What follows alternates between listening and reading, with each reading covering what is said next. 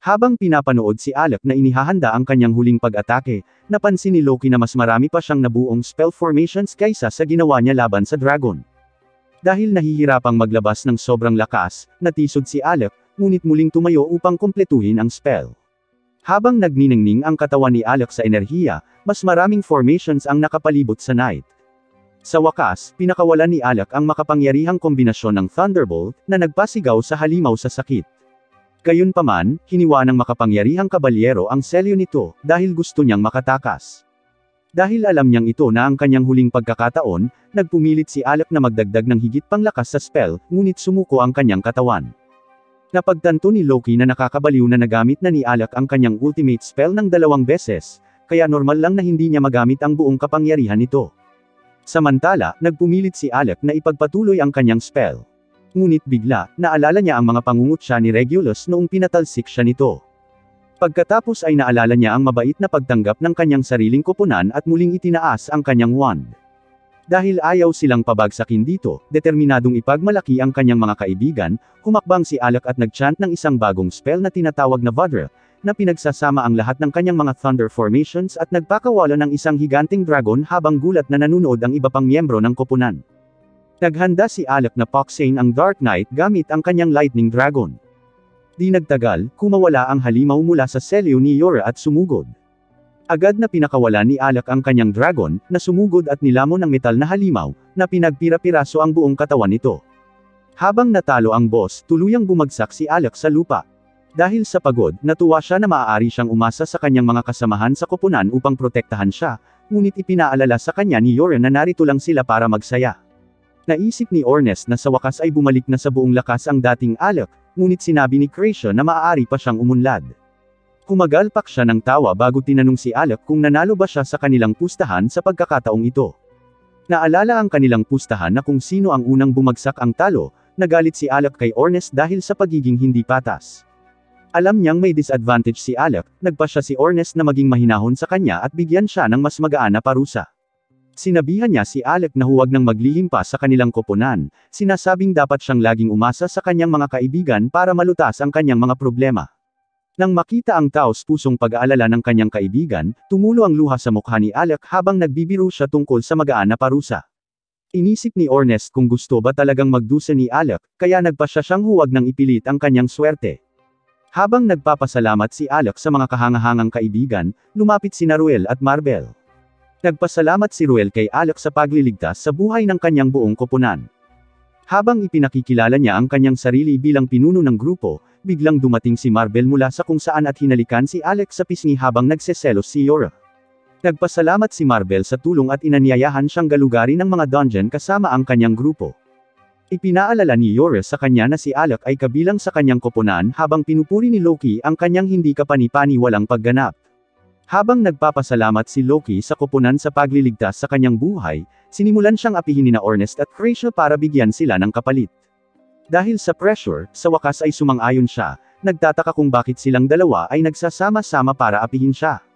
Pagkatapos ay lumingon si Loki sa pag-iisip na gusto ng grupo na magbigay siya ng isang sulat ng rekomendasyon para sa kanila. Iniisip ni Alec kung ano ang gagawin ng sulat.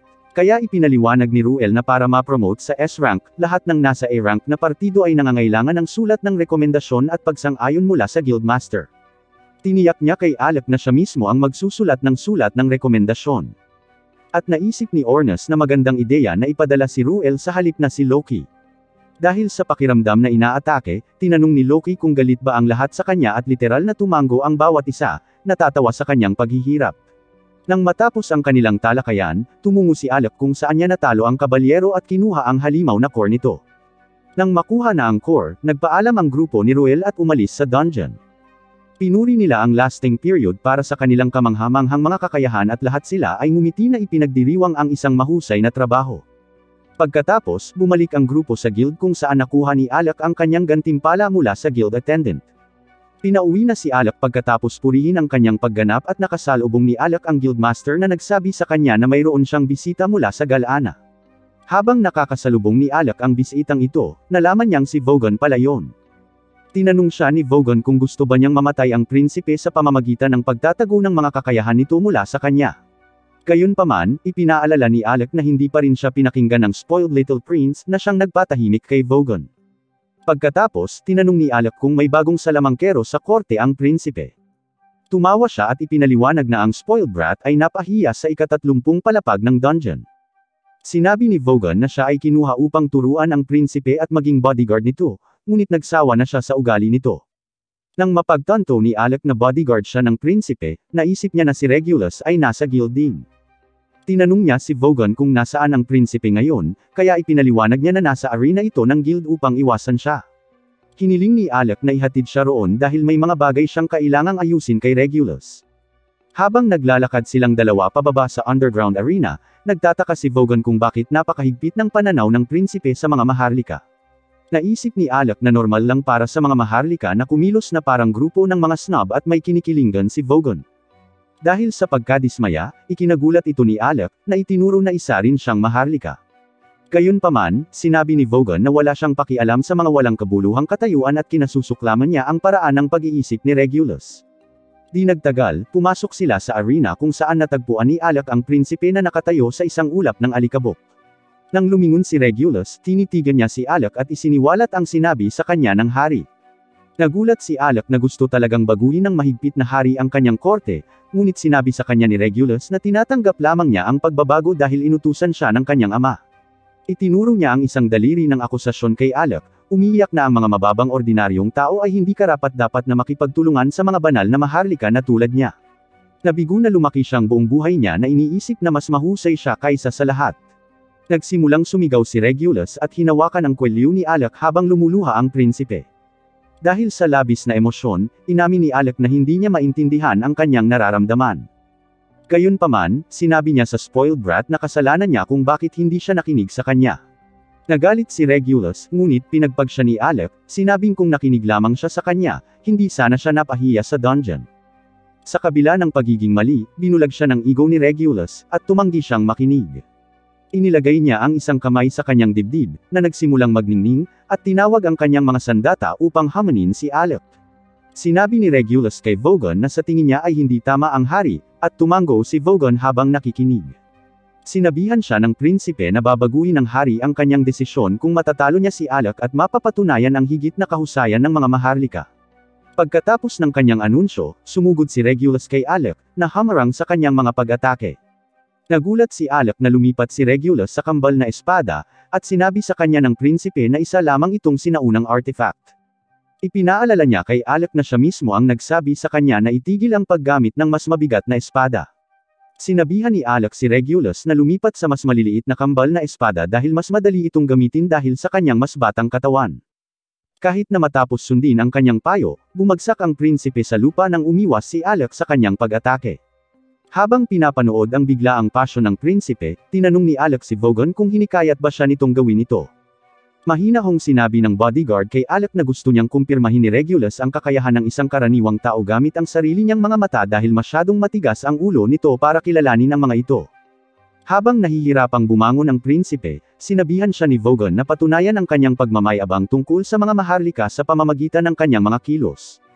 Galit sa kanyang panunuya, sinubukang umatake muli ni Regulus, ngunit hinaranggan ito muli ni Alec habang desperadong nag-slash ang prinsipe kay Alec. Isiniwalat ni Vogon na sinabi niya sa prinsipe na makukuha niya ang respeto nito kung kikilos siya, kahit na hindi niya mapatunayan ang kanyang sarili.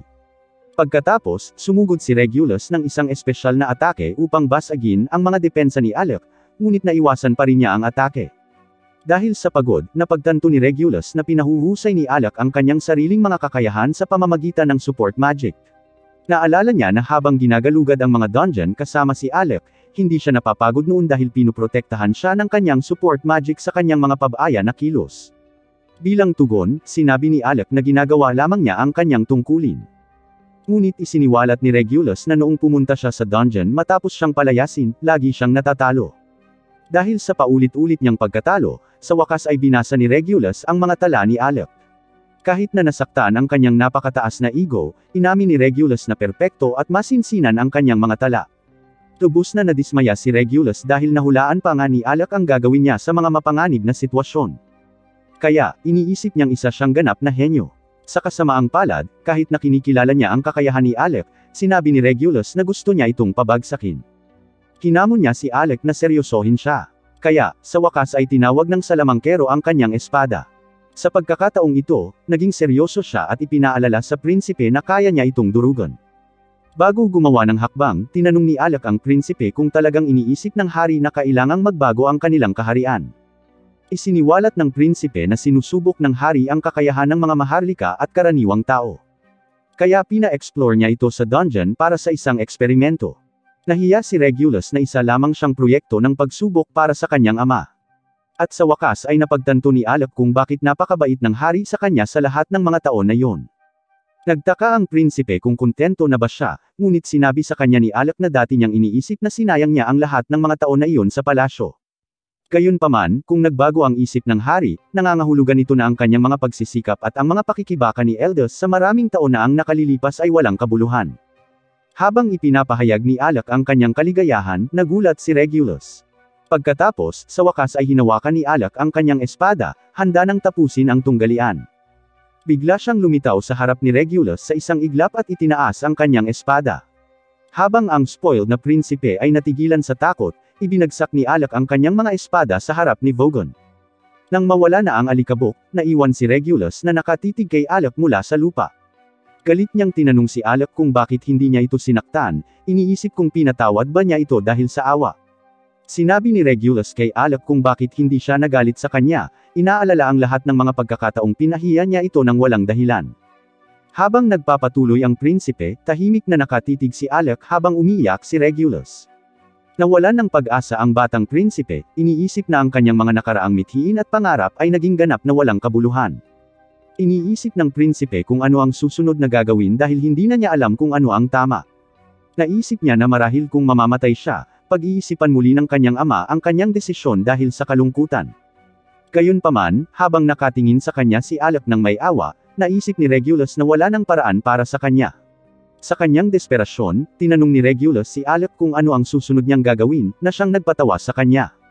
Humingi ng paumanhin si Alec sa pagtawa, ngunit sinabing hindi niya inaasahan na bigla na lang hihingi sa kanya ng payo tungkol sa buhay ang prinsipe.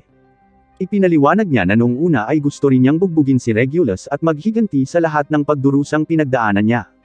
Gayunpaman, dahil umiiyak at nagmamakaawa ang prinsipe para sa tulong, hindi niya maiwasang matawa sa kalokohan. Pagkatapos, para sagutin si Regulus, sinabi ni Alec na hindi niya alam dahil palagi siyang umaasa sa iba dahil sa kung gaano ka-unpredictable ang buhay. Sinabi ni Alec na kahit siya ay nahihirapang sagutin ang susunod niyang gagawin. Gayunpaman, sinabi niya sa prinsipe na hindi siya dapat humingi ng payo sa iba at dapat siyang gumawa ng sarili niyang mga desisyon kung ano ang gagawin. Nang marinig ang payo nito, kumalma si Regulus at napagtanto na dapat niyang sagutin ang sarili niyang mga tanong. Pagkatapos ay humingi siya kay Vogon ng isang bagay. Kaya ibinigay niya ang damit ng salamangkero sa korte sa prinsipe. Inalok ni Regulus ang damit kay Alec, sinabing kinuha niya ito sa kanya ng hindi patas. Sa sandaling iyon, ipinakita rin ni Vogon sa kanya ang isang liham mula sa palasyo ng hari, at tinanong ni Alec kung ito ay isang utos ng hari. Sinabi ni Vogon na ito ay talagang isang kahilingan mula sa hari. Kaya tumanggi si Alec na kunin ang damit. Sinabi niya sa prinsipe na ayaw niyang iwan ang kanyang mga kaibigan at hindi na niya kailanman magiging isang salamangkero sa korte muli. Sinabihan siya ni Alec na ibigay sa hari ang kanyang pinakamainit na pagbati. Inihagis ng prinsipe ang damit sa kanya, bilang pagsuko kay Alec. Tumalikod si Regulus upang umalis, sinasabing isa siyang ganap na talunan dahil sa pagtanggi sa kabaitan ng hari. Umisi si Alec, sinasabing isa na siyang walang kwentang karaniwang tao, kaya hindi maaaring marami siyang pinalalampas. Sa wakas, sinabi ni Regulus na kinamumuhian niya si Alec, at sumagot si Alec na ganoon din ang nararamdaman niya. Nang marinig ang pagsang-ayon niya, umalis si Regulus, sa pagkakataong ito ay may ngiti sa kanyang mukha. Tumalikod si Vogon para sundan ang kanyang young lord habang si Alec ay tumatawa na sa wakas ay nakakaramdam ng kalayaan mula sa isang pasanin sa pag-iisip. Diyan nagtatapos ang episode 5. Mag-like at mag-subscribe para hindi makaligtaan ang susunod. Salamat sa panunood.